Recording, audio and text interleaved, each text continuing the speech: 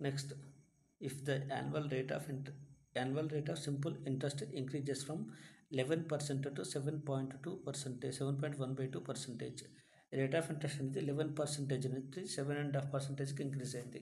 Then persons yearly income increases by 1071.20. అప్పుడు ఒక person యొక్క ఇన్కమ్ వచ్చేసి 1071.20 ఇంక్రీజ్ అయింది.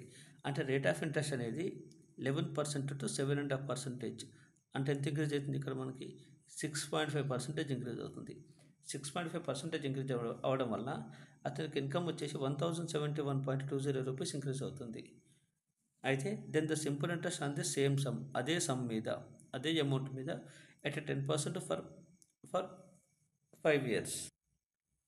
అదే సమ్ మీద 10% రేట్ ఆఫ్ ఇంట్రెస్ట్ 10% ప్రకారం 5 years వచ్చేటట్టు సింపుల్ ఇంట్రెస్ట్ ఎంత ఫైండ్ అవుట్ చేయాలంటారు. సో దీన్ని కూడా మనం ఈక్వివాలెంట్ ఇంట్రెస్ట్లో ఫైండ్ అవుట్ చేస్తాం. సో ఈక్వివాలెంట్ ఇంట్రెస్ట్ అంటే మనకి ఇక్కడ ఏమన్నాడు, రేట్ ఆఫ్ ఇంట్రెస్ట్ అనేది 6.5% ఇంక్రీజ్ అయింది.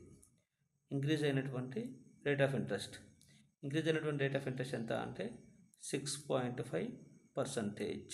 ఇంక్రీజ్ అయిన రేట్ ఆఫ్ ఇంట్రెస్ట్ 6.5%.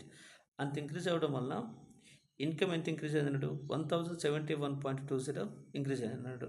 అంటే 1071.20 రూపీస్ ఇంక్రీజ్ అయింది అన్నాడు. అయితే ఇక్కడ సింపుల్ ఇంట్రెస్ట్ వచ్చేసి 10% ఉన్నప్పుడు 5 years ఎంత అమౌంట్ వస్తుంది అన్నాడు. అంటే సింపుల్ ఇంట్రెస్ట్ అంటే ఇక్కడ ఈక్వివాలెంట్ ఇంట్రెస్ట్ ఏమవుతుంది? ఈక్వివాలెంట్ ఇంట్రెస్ట్ అంటే ఇక్కడ మనకి T ఇంటూ R పర్సంటేజ్ అవుతుంది. T ఇంటూ R పర్సంటేజ్ అంటే 5 ఇంటూ 10%. 5 ఇంటూ 10% అంటే 50% అవుతుంది. 50% అంటే 50%కి ఈక్వివాలెంట్గా ఉండేటువంటి వాల్యూ ఎంత ఫైండ్ అవుట్ చేయాలి. 50% ఈక్వివాలెంట్గా ఉండే వాల్యూ ఫైండ్ అవుట్, దాన్ని మనం ఎస్ అనుకుందాం. ఎస్ అనుకుంటే ఇప్పుడు మనం ఎస్ వాల్యూ ఫైండ్ అవుట్ చేయాలి. So S is equal to the 50 into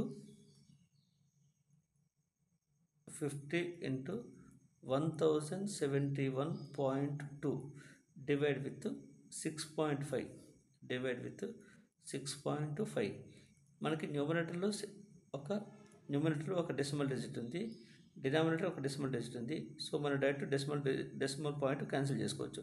so అప్పుడు రిమైనింగ్ ఏమవుతుంది? 50 ఇంటూ 10712 డివైడ్ విత్ 65 అవుతుంది. అంటే దీన్ని మనం మళ్ళీ క్యాన్సిల్ చేసుకుంటే 5 10s 5 1s 5 1s 5 5 3s 15. అంటే ఇప్పుడు రిమైనింగ్ ఏమవుతుంది మనకి? 10 ఇంటూ 10,712 డివైడ్ విత్ 13 అవుతుంది. సో ఈ రెండింటి మనం 13ని 1712 క్యాన్సిల్ చేసుకుంటే ఫస్ట్ మనకి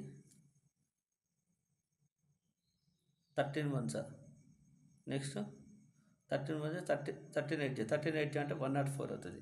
104 అంటే ఇక్కడ 3 ఉంటుంది, ఇక్కడ 1 ఉంది, అంటే 31 అంటే మనం 13 2s 26 అని తీసుకోవచ్చు.